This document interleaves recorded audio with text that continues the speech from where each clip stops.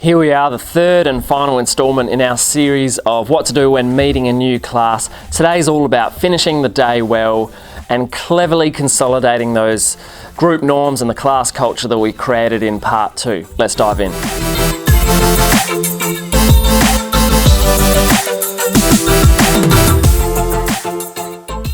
The next thing we want to do with our class is introduce what I call the sliding responsibility graph. So this is it here. What you want to do is explain that as school progresses, the teacher gradually relinquishes control, and you want your students to move towards more self-driven, individual, autonomous learning. So in reception, you can imagine, or in year 1, or I don't know what people call it in America, it's extremely teacher-directed. Students are dropped at school and they simply just do as the teacher says. Sit on the ground, stop picking your nose, hands where I can see them, please don't eat that. But by the time you get to university, your lecturer will talk at 500 of you at once for 1 hour just every now and then, throw a bunch of readings at you and expect a complete assignment in a month's time. The student carries at least 95% of the responsibility here. Between these 2 points is a gradual handing over of responsibility. I've found it helpful to find where my class sits on this scale and discuss what kind of study habits would be expected and appropriate at this stage. This will hopefully produce some really interesting conversations. The next thing we want to do is finish off with some sort of icebreaker. So you might want to do a Kahoot, play some board games, get outside, have some fun. Probably after lunch would be a good time for this. I like board games because it gives the students the chance to meet each other in a relaxed setting.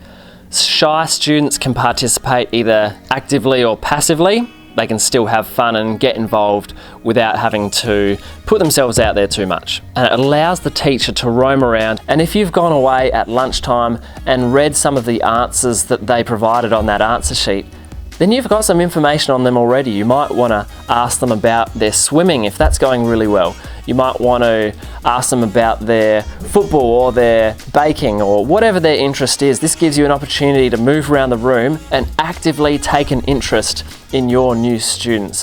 What you'll find is this creates an instantly positive connection between you and them. They feel valued, they feel cared for, and when they feel respected and valued by you, they're more likely to show up happy the next day and be ready to learn and feel really positive about coming to school. It communicates to your class as well that you understand that day 1 is a big day. You're not riding them into the ground and asking them to jump into some work straight away. You're finishing the day on a really positive note. Okay, it's almost the end of the day. The bell's about to go. You've been playing games, having fun. The class is in a good mood. Now's the time to give your final affirmation for the day before the kids head home. One of the biggest questions that students have on day 1 in their mind is, will my teacher like me?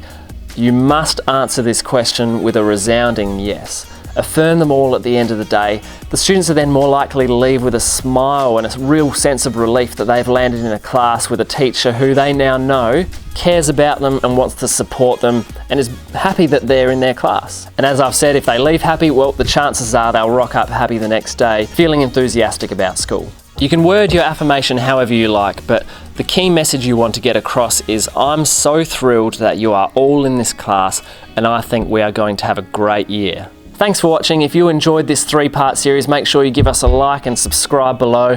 What did you think of these strategies? What do you do on the first day of the school year? I'd love to get some more feedback. I want this to be a community where we all share our best ideas with each other. So if you've got something to contribute, comment below. I'll see you next time. See ya.